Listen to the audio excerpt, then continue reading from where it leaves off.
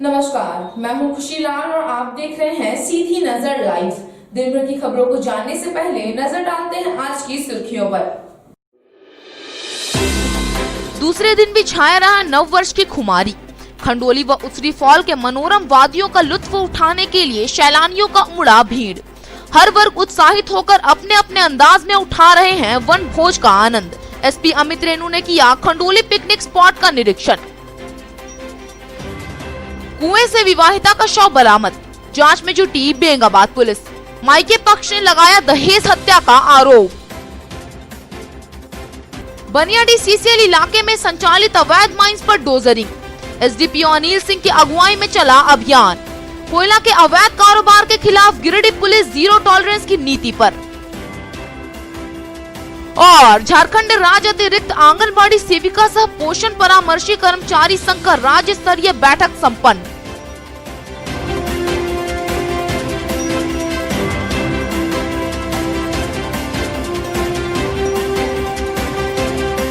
अब खबरें विस्तार से। गिरिडीह पुलिस कप्तान अमित रेणु नव वर्ष के दूसरे दिन बेंगाबाद स्थित खंडोली पर्यटन स्थल पहुंचकर निरीक्षण किया। मौके पर कई पुलिस पदाधिकारी मौजूद थे। उन्होंने लोगों से शांतिपूर्वक और कोरोना को ध्यान में रखते हुए नव वर्ष का लुत्फ उठाने का अनुरोध किया। गिरिडीह के कई पर्यटक स्थलों में सैलानियों की भीड़ लगातार बढ़ रही है। सैलानियों की सुरक्षा और व्यवस्था के लिए पुलिस प्रशासन भी चाक चौबंद दिखाई दे रहे हैं। इसी कड़ी में शनिवार को गिरिडीह पुलिस अधीक्षक अमित रेणु अपने दल बल के साथ बेंगाबाद स्थित खंडोली पर्यटन स्थल का निरीक्षण किया। एसपी ने पूरे क्षेत्र का घूम कर जायजा लिया। मौके पर उन्होंने गिरिडीह वासियों को नववर्ष की शुभकामनाएं भी दी। उन्होंने कहा किसी को भी कोई दिक्कत या परेशानी हो तो 100 नंबर पर डायल करें या अपने नजदीकी पुलिस स्टेशन में संपर्क कर सकते हैं। उनके समस्या का समाधान करना पुलिस की पहली प्राथमिकता है। उन्होंने पर्यटक स्थल पहुंच रहे सैलानियों से अपील की कि शांतिपूर्वक और कोरोना को ध्यान में रखते हुए नव वर्ष का लुत्फ उठाएं। उन्होंने कहा कि लोगों की सेवा में पुलिस सदैव तत्पर है। छेड़खानी और शराब पीकर हुड़दंग करने वालों पर पुलिस की कड़ी नजर बनी हुई है। सारे जिला वासियों को हमारी ओर से, समस्त पूरे पुलिस परिवार की ओर से नव वर्ष की बहुत बहुत शुभकामनाएं। नव वर्ष को अच्छे तरीके से मनाएं। साथ में ध्यान रखें कि आपके साथ कई सारे और लोग भी यहाँ पे हैं जो कि मनाने के लिए आए हैं नव वर्ष। तो एक दूसरे के का सम्मान करें, कि उनके राइट्स का सम्मान करें और हंसी खुशी से नव वर्ष मनाएं। मैं पुनः आप सभी से नव वर्ष की हार्दिक शुभकामनाएं सभी को देता हूँ। किसी प्रकार की कोई भी समस्या हो तुरंत डायल 100 पे कॉल करें अथवा अपने नज़दीकी पुलिस पदाधिकारी को जो भी आपको दिखते हैं उनको अपनी समस्या तुरंत बताएं। धन्यवाद। फिल्मी गीतों पर थिरकते पांव, मस्ती, उमंग, उत्साह, हर तरफ हैप्पी न्यू ईयर की गूंज। दरअसल यह नजारा नव वर्ष के दूसरे दिन भी सुबह से देर शाम तक पिकनिक स्पॉट में देखने को मिला। खंडोली व उसरी फॉल के मनोरम वादियों का लुत्फ उठाने के लिए सैलानियों का जमावड़ा दूसरे दिन भी इन स्पॉटों पर देखा गया। नव वर्ष के आगमन के बाद दूसरे दिन शनिवार को भी जिले के पिकनिक स्पॉटों पर सैलानियों की भीड़ में कमी नहीं देखी गई। सुबह से ही सैलानी जिले के 2 महत्वपूर्ण पिकनिक स्पॉट खंडोली व उसरी फॉल पहुंचने लगे थे। लोगों ने इन स्पॉटों पर पहुंचकर जहां मनोरम वादियों का लुत्फ उठाया, वहीं पिकनिक स्पॉट के आसपास ही लजीज व्यंजनों का भी स्वाद चखा। नए साल के जोश में हर वर्ग उत्साहित होकर अपने अपने अंदाज में वन भोज का आनंद उठाया। कोई सेल्फी लेने में व्यस्त था तो कोई इन पलों को यादगार बनाने को दोस्तों व परिवार के अन्य सदस्यों के साथ फोटो शूट करने में मशगूल रहा। खंडोली पर्यटन स्थल पर वैसे तो इस बार पार्क व बोट का आनंद सैलानी नहीं ले सके, लेकिन जलाशय के आसपास व गगनछूती पहाड़ी के समीप लोगों ने जमकर आनंद उठाया। वहीं उसरी फॉल में भी लोग पहुंचकर प्राकृतिक वादियों का जमकर मजा लिया। साथ ही उसरी नदी के कलकल करती झरने के पास व चिकने पत्थरों पर लोग पिकनिक मनाने में जुटे रहे। यहाँ के मनोरम वादियों को नव वर्ष में अपनी यादगार बनाने को लेकर सैलानियों ने कोई कसर नहीं छोड़ी और नव वर्ष का भरपूर आनंद लिया। इसी प्रकार खंडोली पर्यटन स्थल में सैलानियों की भीड़ उमड़ पड़ी। युवाओं की टोली यहाँ डीजे की धुन पर जमकर मस्ती किया। हालांकि कोरोना के कारण यहाँ मनोरंजन के साधन महीनों से बंद हैं। फिर भी यहाँ के मनोरम दृश्य का लुत्फ उठाने लोग पहुँचे। यहाँ आने वाले सैलानियों की सुरक्षा को लेकर विभिन्न स्थानों पर अधिकारियों के साथ महिला व पुरुष बलों की तैनाती की गई थी। खंडोली पहुँचने वाले मार्ग पर कई जगहों पर बैरियर भी लगाया गया था। BDO Mohammad Qayyum, CO Sanjay Singh, inspector Gulab Singh, थाना प्रभारी श्रीकांत ओझा, एएसआई पंकज दुबे, बीके सिंह, मुकेश दयाल सिंह, डीके सिंह समेत अन्य पुलिस पदाधिकारी शांति व्यवस्था में जुटे हुए थे। पुलिस की टीम यहां मंचलों व शरारती तत्वों पर पैनी नजर रख रही थी।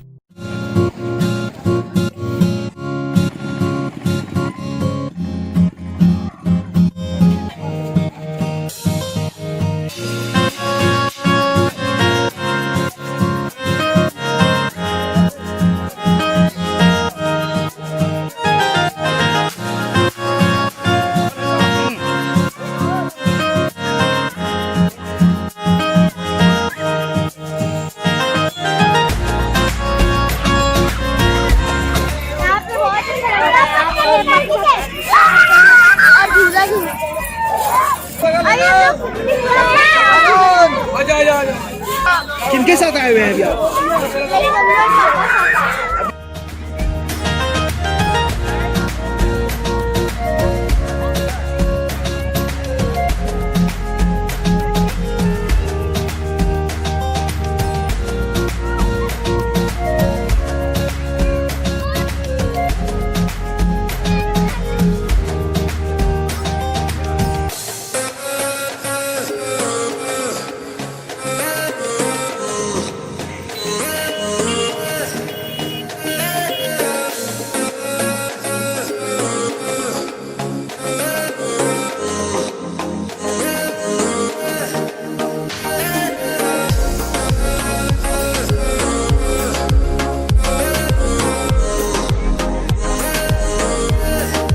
हर साल आते हैं यहाँ पे और इस साल भी आज बहुत एंजॉय किया, बहुत मजा आया। फुल फैमिली के साथ ही आते हैं। मम्मी की दोस्त मौसी लोग भी आई है, मम्मी की फ्रेंड्स लोग हैं, सबके साथ। धनबाद से आई है, मधुपुर से आई है, सब अलग अलग। ये मधुपुर से।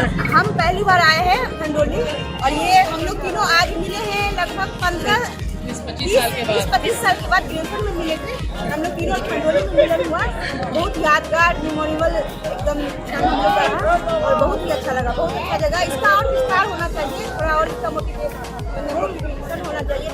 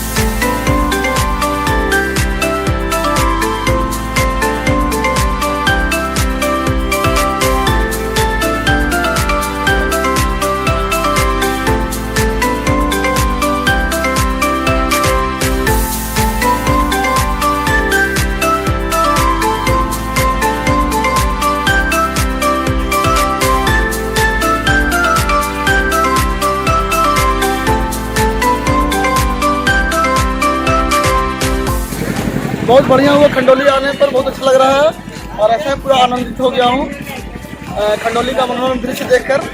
लग रहा है कि इस तरह का माहौल हमेशा बना रहे यहाँ का आनंदमयी माहौल, इससे हम लोगों को खुशी हो। खंडोली को टूरिस्ट प्लेस बनाना चाहिए सरकार को। खंडोली में आके बहुत मन लगा है, इसी तरह ऐसा ये पार्क खुला रहे और अच्छे से ये हो। भीड़ तो बहुत काफ़ी है, मन लग गया, आके एंजॉय कर रहे हैं।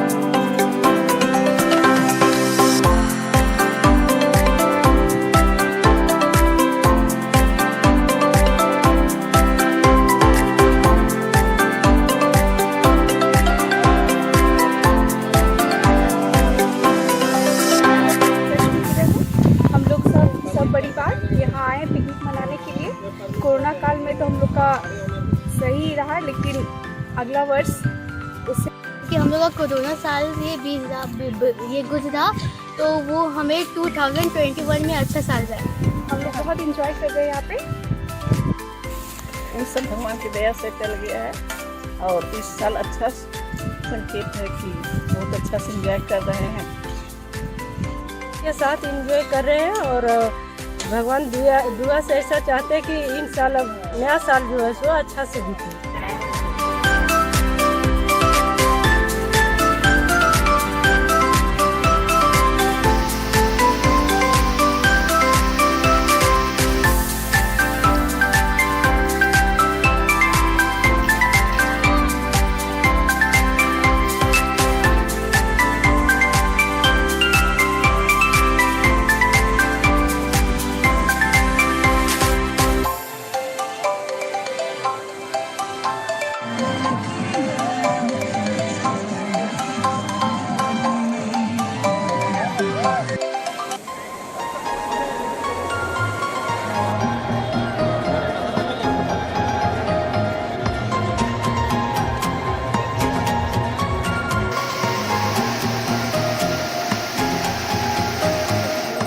खंडोली पहाड़ के ऊपरी हिस्से में आग लग गई है।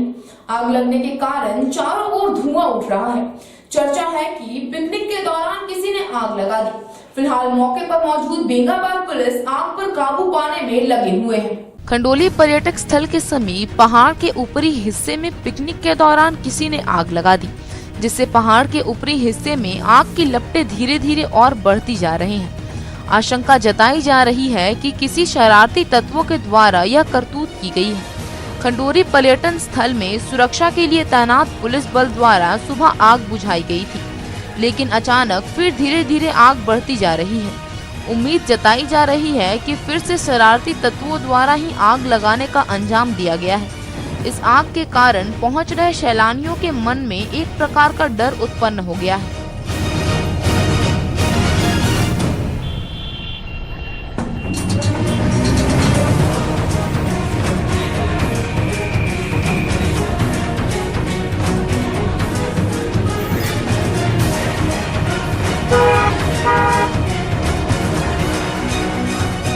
बेंगाबाद थाना क्षेत्र के चिरुट्टी गांव के एक कुएं से विवाहिता का शव बरामद किया गया। शव बरामदगी के बाद मायके पक्ष ने दहेज हत्या का आरोप लगाते हुए थाना में मामला दर्ज कराया है।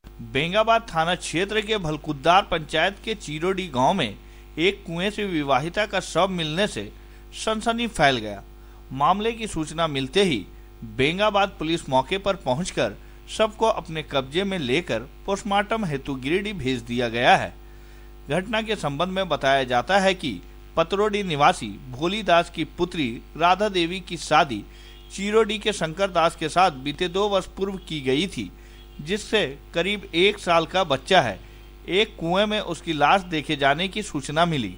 इस बाबत मृतका के पिता भोली दास के द्वारा थाने में आवेदन देकर 7 नामजद लोगों के विरुद्ध मुकदमा दर्ज करने की अपील की गई है। अपने आवेदन में उन्होंने लिखा है कि 50,000 रुपए दहेज के रूप में मांगा गया था, जिससे उसकी हत्या कर दी गई है। इस बाबत थाना प्रभारी श्रीकांत ओझा ने बताया कि मृतका के पिता के द्वारा आवेदन दिया गया है, उसके तहत कांड अंकित कर अनुसंधान की जा रही है। पोस्टमार्टम रिपोर्ट आने के बाद ही इस विषय में कुछ बताया जा सकता है। यहाँ पर हम लोगों को सूचना मिली थी कि एक महिला की शव कुआं में देखी गई है। जांच के क्रम में वहां पर पदाधिकारियों को भेजा गया। उसके बाद उसकी डेड बॉडी निकाली गई। वो शंकर दास की पत्नी है।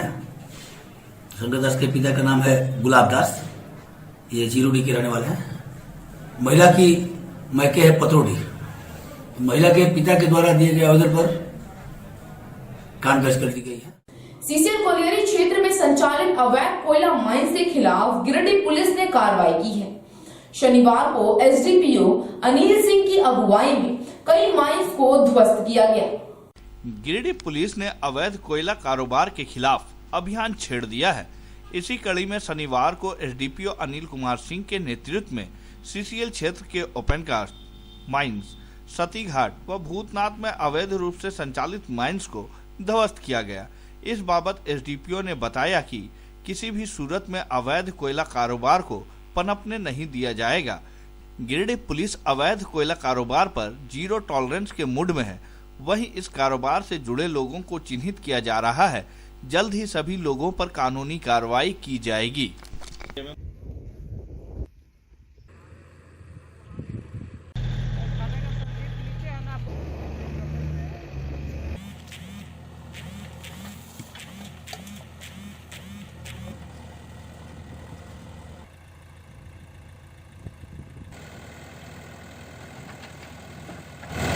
कोयला चोर हैं जो कालाबाजारी और कोयले का कालाबाजारी के लिए भूतनाथ एरिया जो जंगल एरिया है, शक्ति घाट है वो भी जंगल एरिया है, और जो सीसीएल का ओपन कास्ट है वो भी सुनसान जगह में है। उसका फ़ायदा कोयला नफाखोरों द्वारा किया जा रहा है और रात का फ़ायदा उठाकर और जंगल का फ़ायदा उठाकर अवैध कालाबाजारी है तो बाहर भेजा जाता है। जो साइकिल से मोटरसाइकिल से ले जा रहे हैं बैलगाड़ियों से बिल्कुल रोक लगेगी, और जो नहीं मानेंगे या जो पकड़े जाएंगे उन पर विधि सम्मत कार्रवाई कड़ी कार्रवाई लगातार जारी रहेगा। रोजगारी अभियान पिछले 1 सप्ताह से चल रहा है, वह लगातार जारी रहेगी। बिल्कुल जीरो टॉलरेंस रहेगा, बिल्कुल ही बंद करा दिया जाएगा। कोयला चोरी नहीं होने दिया जाएगा। अवैध खनन किसी भी सूरत में अवैध खनन बर्दाश्त नहीं किया जाएगा, और जो लोग नहीं मानेंगे उन पर कड़ी कार्रवाई की जाएगी। सर, हाल के दिन में जो अवैध उत्खनन हो रहा है उसमें प्राथमिकी भी दर्ज की जाएगी क्या? प्राथमिकी तो दर्ज की गई है, 3-4 प्राथमिकी पिछले 1 माह में दर्ज भी की गई है, और उनकी गिरफ्तारी है तो भी कार्रवाई की जा रही है, और आगे भी एक कार्रवाई जारी रहेगी। बनियाडीह सीसीएल कोलियरी में इन दिनों अपराधियों का बोलबाला है।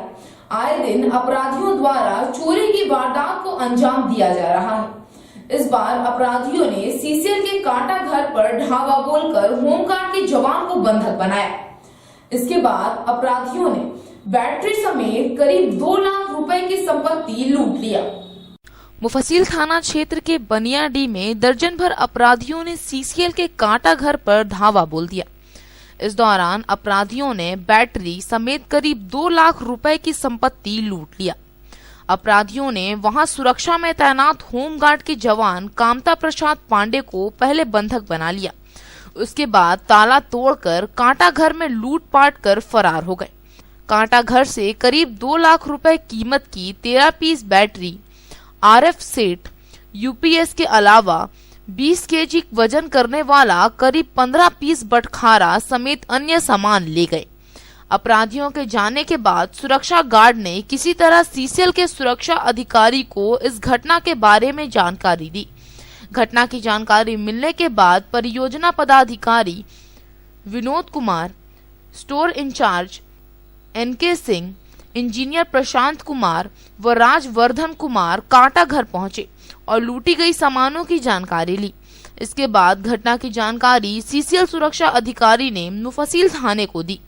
थाने से सहायक अवर निरीक्षक श्रवण कुमार सदल बल घटना स्थल पर पहुंचकर जानकारी ली। इस संबंध में सीसीएल के सुरक्षा निरीक्षक ओम प्रकाश दास ने मुफस्सिल थाने में 20 से 25 अज्ञात अपराधियों के विरुद्ध लिखित शिकायत की है। पुलिस शिकायत के आधार पर आगे की कार्रवाई में जुट गई है।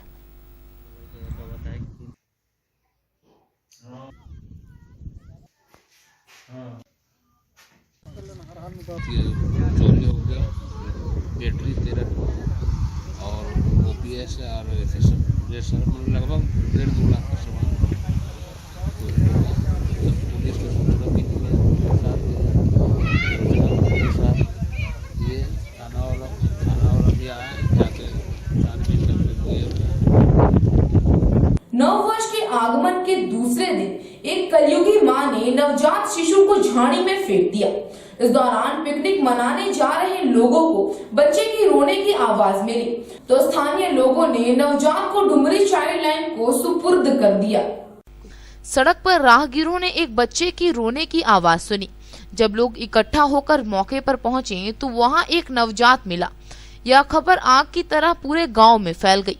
सूचना पाकर डुमरी पुलिस मौके पर पहुंची और इसकी सूचना चाइल्ड लाइन के कार्यकर्ताओं को दी, जिसके बाद चाइल्ड लाइन के सदस्य कुलदीप राणा व अंजू आला, कार्यकर्ता व सदस्य यशोदा देवी मौके पर पहुंची और बच्चे को उठाकर जिला CWC गिरिडीह ले गई हैं। जिला के सिविल सर्जन डॉक्टर के निर्देशानुसार राजेश कुमार ने बताया कि शुक्रवार की सुबह एक महिला ने नवजात शिशु को झाड़ियों से उठाकर अपने पास रखी थी।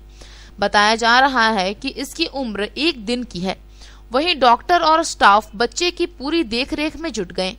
बताया जाता है कि कुलगो उत्तरी पंचायत के मुरुकडीहा गांव के कुछ ग्रामीण नववर्ष के अवसर पर पिकनिक मनाने गए थे। इसी दौरान जंगल व झाड़ियों में किसी बच्चे की रोने की आवाज सुनाई दी, जिस पर ग्रामीणों ने आ रही आवाज की तरफ खोजबीन की तो बालू और खून से लपटा हुआ एक नवजात शिशु मिला। नवजात मिलने की खबर क्षेत्र में आग की तरह फैल गई और हजारों महिलाओं पुरुष की भीड़ लग गई। फिलहाल नवजात पूरी तरह स्वस्थ है।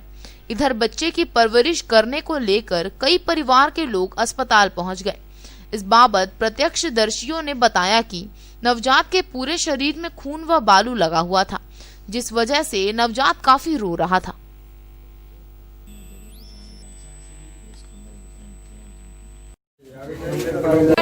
चलो चलो चलो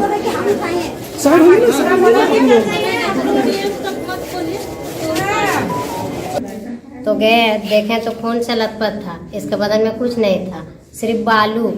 उसके आगे पीछे पूरा बेल था। हम गए, अपना दुपट्टा लिया, इसको ढक के ले आए अपने पास। नारायण पुराण काट के दूध पिला के नहला के अपने पास रख ले। कहाँ घर है? कुलगो रेडीमेड बम्बई में। आपका पहले कितना बाल बच्चा है? 3 ठो। नाम जरीना खातून है, पति मकसूद अंसारी, घर कुलगो। सुबह जो जब पिकनिक मनाने गई तो ITI कुलगो के पीछे कोई टाड़ है, वहाँ पर एक नवजात शिशु को पाई। शिशु जो है वो मेल है और उसको पाने के बाद उसको साफ सुथ करके दूध पिलाई। करीब 10 बजे के आसपास वो पाई। अभी प्रशासन के साथ रेफरल अस्पताल डुमरी लाई। उसका कहना है कि हम इस बच्चा को दूध पिलाएं, हम रखेंगे, भरण पोषण करेंगे बढ़िया से। वैसे मैं एक चिकित्सा पदाधिकारी के तौर पर बच्चे का स्वास्थ्य जांच किया, बिल्कुल सही पाया गया, किसी तरह का दिक्कत नहीं है। और आगे के लिए हम टीकाकरण के संबंध में बता दिए हैं। आकर के वो कल या मंगलवार के दिन आके नियमित टीकाकरण में लग जाएगी। उस क्षेत्र के सैया भी मौजूद थी, उसको भी बता दिए।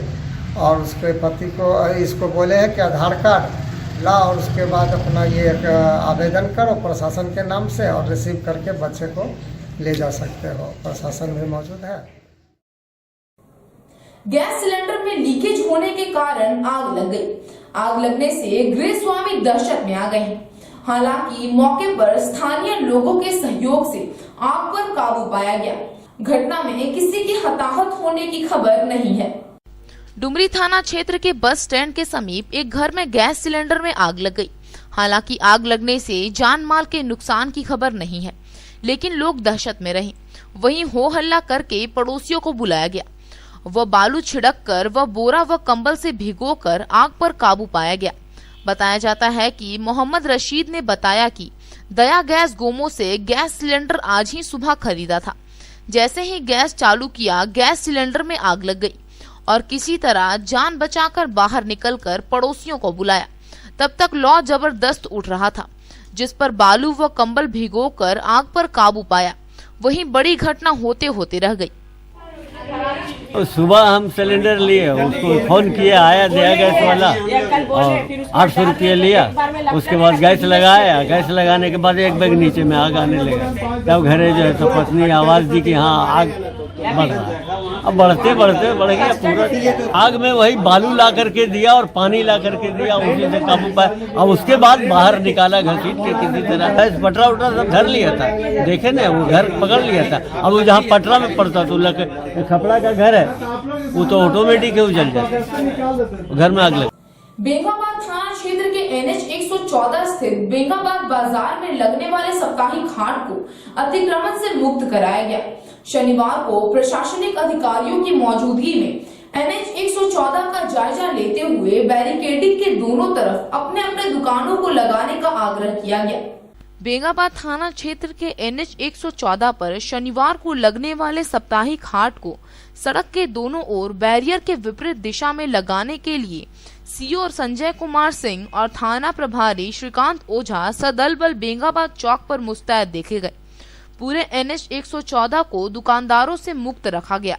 हालांकि बीते शनिवार को थाना प्रभारी श्री ओझा के द्वारा दिए गए निर्देशों का पालन सब्जी विक्रेताओं एवं छोटे छोटे दुकानदारों ने स्वतः पालन किया और वह खुद ब खुद NH को मुक्त रखा।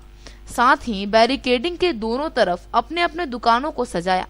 इस पर सीओ संजय कुमार ने कहा कि यह बहुत ही खुशी की बात है कि दुकानदारों ने सड़क को जाम लगाने से मुक्ति दिलाने के लिए खुद ब खुद थाना प्रभारी के द्वारा बताए गए जगहों पर अपनी अपनी दुकानें लगाई। उन्होंने सभी विक्रेताओं को धन्यवाद दिया। साथ ही इसे जाम मुक्त करने में जनता के सहयोग को भी धन्यवाद दिया। थाना प्रभारी श्रीकांत ओझा ने कहा कि दुकानदार जो साप्ताहिक हाट में अपने दुकानों को लगाते हैं, उन्हें जो निर्देश दिया गया था वह उसका पालन कर NH को मुक्त रखा। वे धन्यवाद के पात्र हैं और साथ ही स्थायी दुकानदार भी अपने अपने दुकानों के सामने अतिक्रमण मुक्त रखा। यहाँ की जनता, स्थायी दुकानदार तथा हाट लगाने वाले सभी दुकानदार धन्यवाद के पात्र हैं। मौके पर SI Pankaj Kumar Dubey, ASI DK Singh, ASI RP Yadav सहित पुलिस के कई जवान मौजूद थे। बेंगाबाद बाजार में विगत कई वर्षों से Bengabad main road NH road पर हटिया लगाने की परंपरा चली आ रही थी शनिवार के दिन शनिवार, जिससे काफ़ी आवागमन में बाधित होती थी और साथ ही साथ दुर्घटना का हमेशा समय हमें शंका लगा रहता था। कभी भी कोई बड़ी दुर्घटना होने से इनकार नहीं किया जा सकता। ऐसी स्थिति में हमारे थाना प्रभारी श्री ओझा जी और उनकी पूरी टीम ने लास्ट शनिवार से यह प्रयास प्रारंभ किया कि हम इसको रेगुलराइज करें और रोड से किनारे NH से किनारे बाजार लगाया जाए, जिससे पब्लिक को भी कष्ट नहीं हो। तो स्वतः लोग आज पुनः उसको फॉलोअप करते हुए हमारे थाना के सारे टीम जिनके नेतृत्व में आया, मैं भी देखा, मैं भी आया। आज स्वतः लोग अपने से भी लोग रेगुलराइज हो रहे थे, अपने अपने निर्धारित जगहों पर, प्रशासन द्वारा निर्धारित जगह पर लगा रहे थे। बहुत अच्छा लगा और भविष्य में हम आशा भी करते हैं कि लोग इसी तरह से रेगुलराइज करके किनारे में अपनी ज़रूरत के सामानों को खरीदें और बेचें। और सीओ सर से पहले भी बात किए थे तो उस समय सीओ सर शायद अवकाश में थे, जिनके द्वारा कहा गया कि बड़ा वो हम आपके साथ हैं। फिर हमने अपने पूरी टीम के साथ दृढ़ संकल्प लेकर हम लोगों ने संकल्प लिया कि NH पर किसी प्रकार का दुकान हम लोग नहीं लगने देंगे और रोड को बिल्कुल ही क्लियर रखेंगे। हमेशा यह सुनने को मिल रही थी कि यहाँ घटना दुर्घटनाएँ होती रहती थी, तो रोड जाम होते रहता था। आम जनता को काफ़ी कठिनाइयों का सामना करना पड़ता था, राहगीर को भी कष्ट होता था और सब्जी बेचने वाले या खरीदने वाले को भी कष्ट होता था। उनके मन में भी यह भय रहती थी कि नहीं कहीं घटना नहीं हो जाए, किसी प्रकार की दुर्घटनाएँ नहीं घट जाए। कोई गाड़ी या NH रोड है और NH रोड पर दुकान लगना अच्छी बात है नहीं।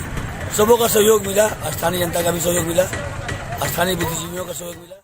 गांवा थाना क्षेत्र स्थित मंझने पुल के समीप अनियंत्रित बाइक दुर्घटनाग्रस्त हो गई। हादसे में बाइक चालक घायल हो गया, जिसे बेहतर इलाज के लिए गिरिडीह रेफर कर दिया गया। गांवा थाना क्षेत्र स्थित मंझने पुल के समीप एक बाइक सवार असंतुलित होकर गिर गया, जिसमें वह गंभीर रूप से घायल हो गया। आनन फानन में 108 के माध्यम से गांवा सामुदायिक स्वास्थ्य केंद्र लाया गया, जहां से प्राथमिक उपचार के बाद डॉक्टर अरविंद कुमार ने बेहतर इलाज के लिए गिरिडीह भेज दिया। इस बाबत बताया गया कि घायल व्यक्ति अरविंद कुमार के पिता स्वर्गीय राजेंद्र प्रसाद सतगांवा थाना क्षेत्र के राउतडीह का रहने वाले हैं और वह बासोडीह से मंझने किसी काम से आ रहे थे। तभी अचानक मंझने पुल के समीप असंतुलित होकर गिर गए, जिसमें वह बुरी तरह से घायल हो गए। अरविंद कुमार नामक युवक, जिनके पिता का नाम राजेंद्र प्रसाद है, जो कि जिबड़ी से सतगांवा बासोडीह जाने के क्रम में मंझने पुल से नीचे गिर गए, जिनको 108 की मदद से प्राथमिक स्वास्थ्य केंद्र गांवा लाया गया, जिनको प्राथमिक उपचार करने के बाद जहां तक एक संभावना लगती है कि उनके दाएं कूल्हे की हड्डी टूट गई है, जिनको प्राथमिक उपचार करने के बाद सदर अस्पताल गिरिडीह के लिए रेफर कर दिया। उधार के पैसे नहीं मिलने के कारण छुरेबाजी की घटना को अंजाम दिया गया। घटना में एक युवक घायल हो गया। फिलहाल पूरे मामले की तफ्तीश में पचंबा पुलिस जुट गई है। पचंबा थाना क्षेत्र में एक युवक पर जानलेवा हमला हुआ है। घायल युवक पचंबा निवासी प्रदीप रवानी है। प्रदीप पर चाकू से हमला किया गया है। घायल अवस्था में प्रदीप को इलाज के लिए सदर अस्पताल में भर्ती किया गया है। घायल प्रदीप का कहना है कि वह अपने घर के बाहर बैठा हुआ था, तभी कुछ लोग आए और उस पर चाकू से हमला कर दिया। प्रदीप ने कई लोगों पर मारपीट का आरोप लगाया है। इधर घटना के संबंध में बताया जाता है कि मारपीट के पीछे का कारण डीजे के किराया को लेकर पुराना विवाद है।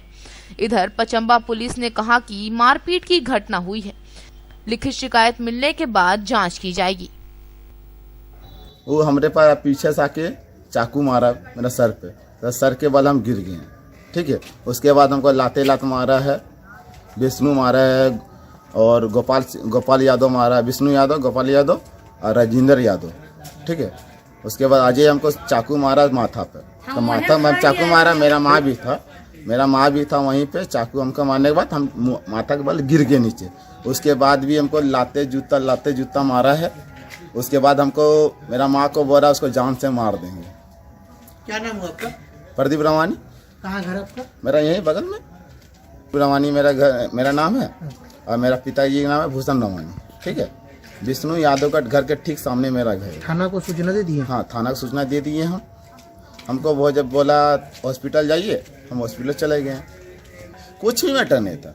कुछ विवाद था जगह जमीन का? कुछ भी नहीं, ऐसा कुछ भी नहीं। अब लेते हैं एक छोटा सा ब्रेक, आप बने रहें हमारे साथ।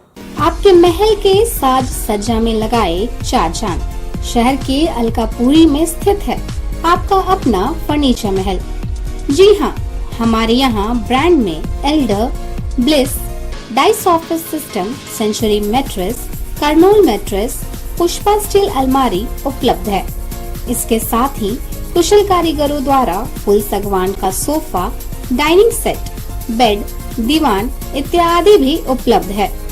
वहीं आपके घर के इंटीरियर डिजाइन के लिए बंगाल एवं अन्य जगहों के बड़े कारीगर भी मौजूद हैं, जो कि bedroom, dining hall, modular kitchen, modular office, fall ceiling, wallpaper, POP का काम करेंगे शानदार।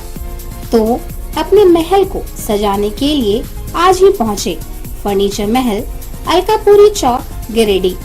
Mobile number 7739577150 8340262551।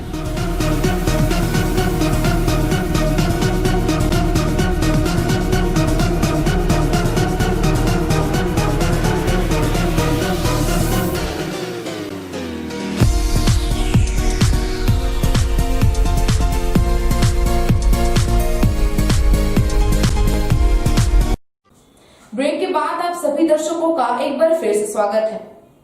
सिकदारडी पंचायत के मुखिया प्रमीला देवी ने गरीब असहाय लोगों के बीच कंबल का वितरण किया। मौके पर कई ग्रामीण मौजूद थे। कपकपाती ठंड का मौसम को देखते हुए सिकदारडी पंचायत के मुखिया प्रमीला देवी ने गरीब असहाय लोगों के बीच कंबल का वितरण किया। बताया जाता है कि सरकार के द्वारा 170 कंबल सिकदारडी पंचायत को मिला था, जिसमें पंचायत बड़े होने के कारण कंबल कम पड़ गए। इस बाबत मुखिया प्रतिनिधि ठाकुर दास ने बताया कि 170 कंबल गरीबों के बीच बांट दिए गए हैं और क्षेत्र में काफी गरीब सारे लोग अभी भी बाकी हैं, जिसको निजी खर्चों से 300 कंबल और गरीबों के बीच बांटने का कार्य कर रहे हैं, ताकि ठंड में कोई मजबूर ना रहे। यह देखते हुए मुखिया ने अपने पंचायत में घूम घूम कर और घर घर जाकर गरीब असहाय के बीच कंबल दिए। मौके पर वार्ड सदस्य मेहताब मिर्जा, नसीम शेख, अजीत राणा, चिंता देवी समेत कई लोग मौजूद थे।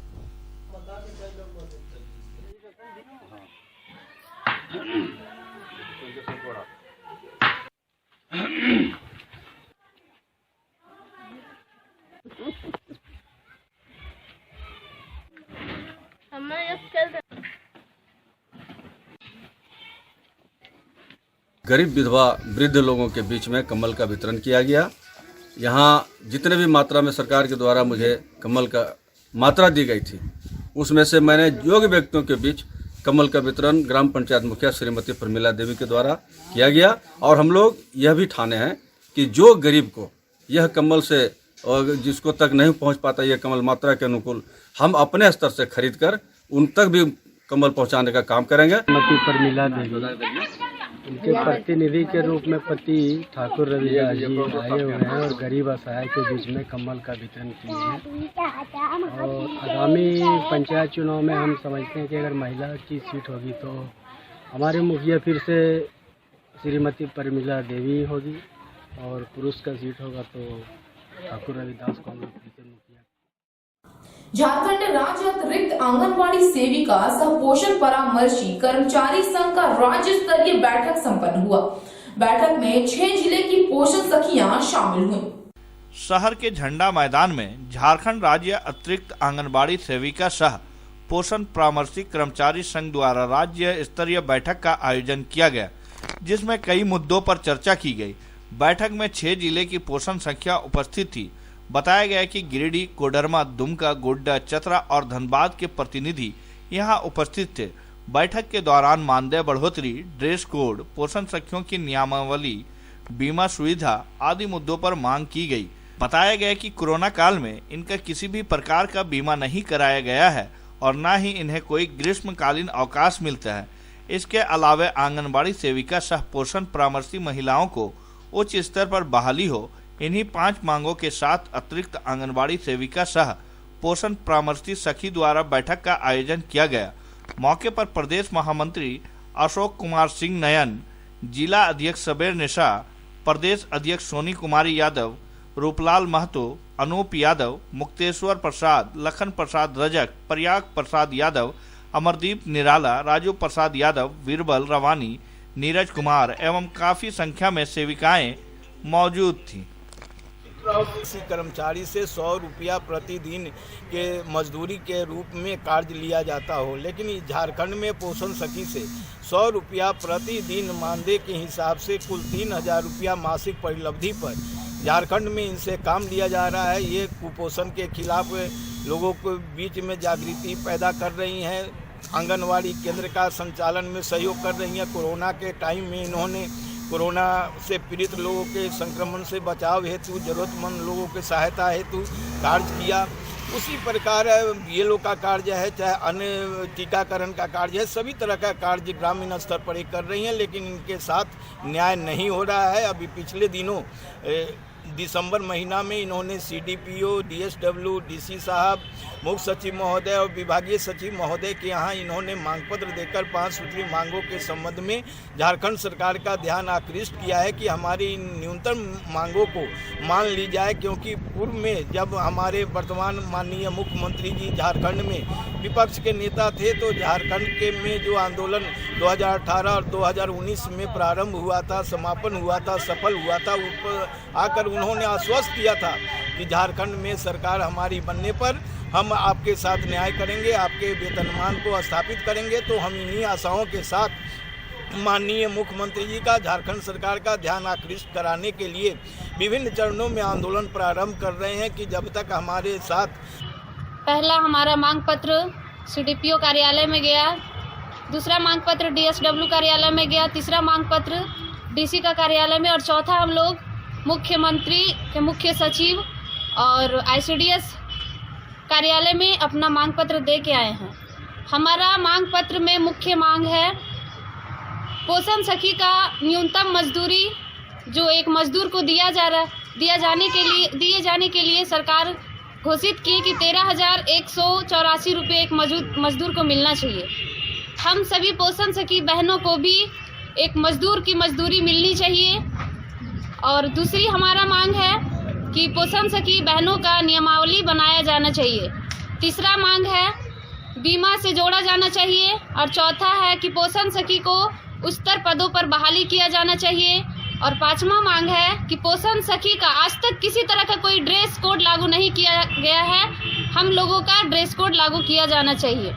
ये हमारा 5 सूत्री मांग सभी विभाग में सौंपा गया है और हम लोग अगर इस 5 सूत्री मांग पर सरकार किसी तरह का कोई कार्य नहीं करती है और हम लोग का मांग को पूरा नहीं करती है तो आज का बैठक में हम लोग निर्णय ले रहे हैं कि आगामी आंदोलन हमारा सत्ता पक्ष के नेता जो विधायक हैं उनके आवास में जाकर के हम लोग धरना प्रदर्शन करेंगे। धन्यवाद। सभी मांगों को लेकर के उच्च पदाधिकारियों को जो ज्ञापन दिया गया है उसको लेकर के हम लोगों को अब तक किसी भी प्रकार का निष्कर्ष नहीं दिया गया। 29 दिसंबर 2020 में हम लोगों ने रांची में मुख्य सचिव को ज्ञापन पत्र दिया 5 सूत्री मांगों को लेकर के। उस विषय में हम लोगों ने चर्चा कर ली है और वर्ष 2021 में जो हम लोगों ने रणनीति तैयार करना है उसकी समीक्षा करेंगे और आगे का जो आंदोलन हम लोग तैयार कर रहे हैं उस पर हम लोग विस्तारित रूप से चर्चा करेंगे। तीसरी चाइल्ड लाइन के सहयोग से 6 साल से लापता एक आदिवासी युवती अपने घर लौट आई है। युवती को पंजाब ले जाकर बेच दिया गया। पीड़िता मां के आग्रह पर तीसरी चाइल्ड लाइन की टीम ने युवती को खोज निकाला और घर परिवार को सुपुर्द कर दिया। तीसरी चाइल्ड लाइन की मदद से एक 17 वर्षीय आदिवासी किशोरी 6 साल बाद अपने घर वापस लौट आई है। मुखबली निवासी इस किशोरी को उसके ही दूर के रिश्तेदार मनोज हेब्रम बिहार के कौवाकौल थाना अंतर्गत गाय घाट का रहने वाला है।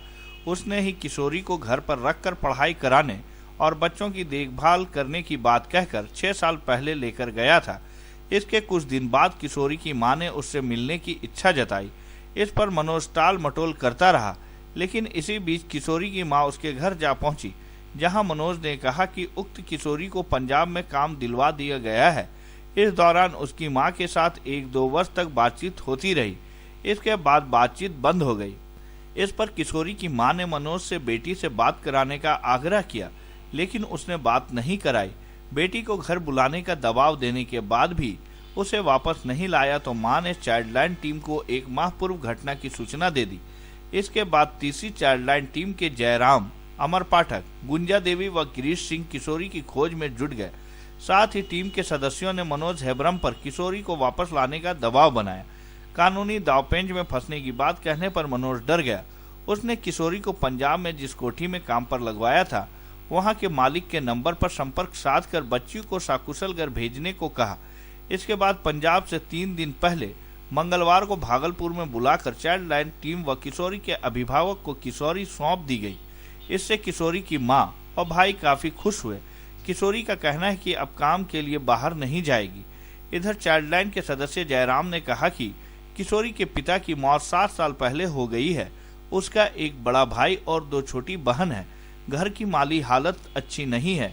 उसकी मां मजदूरी कर किसी तरह घर चलाती है।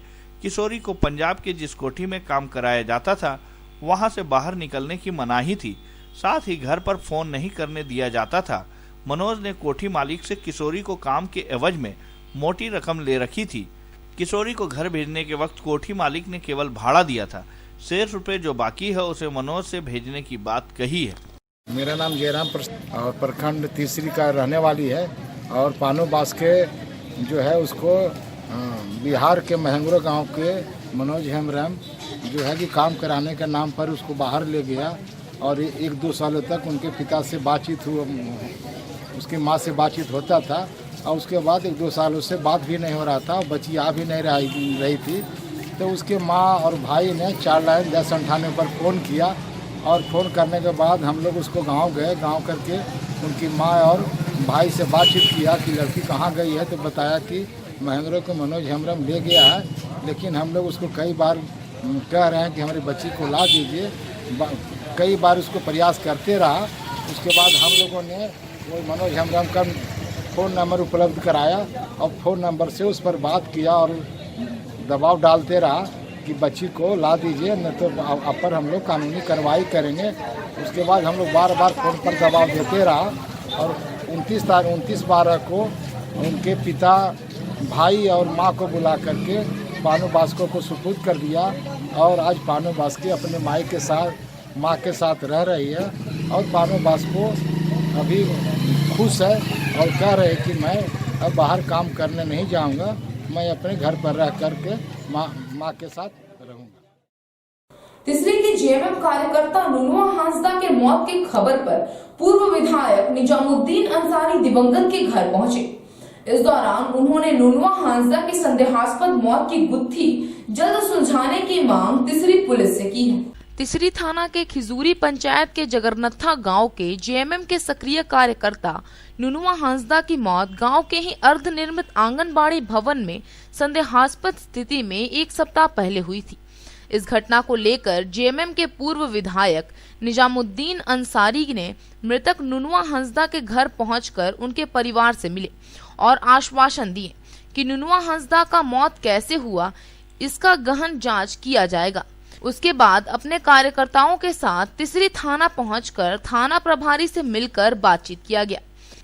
इस दौरान मृतक नुनुआ हांसदा की हत्या करने की बात कही, जिसकी जांच तत्परता पूर्वक कर नुनुआ की हत्यारे की गिरफ्तारी की मांग की गई। इधर थाना परिसर में निजामुद्दीन अंसारी ने मीडिया को बताया कि नुनुआ हांसदा एक जेएमएम पार्टी का सक्रिय कार्यकर्ता थे, जो सभी सुख दुख का साथी था, जिसकी मौत साजिश के तहत हत्या किया गया। थाना प्रभारी से मांग करते हैं हत्या का मुकदमा हो और नुनुआ हांसदा के आरोपी को जल्द से जल्द गिरफ्तार कर जेल भेजें।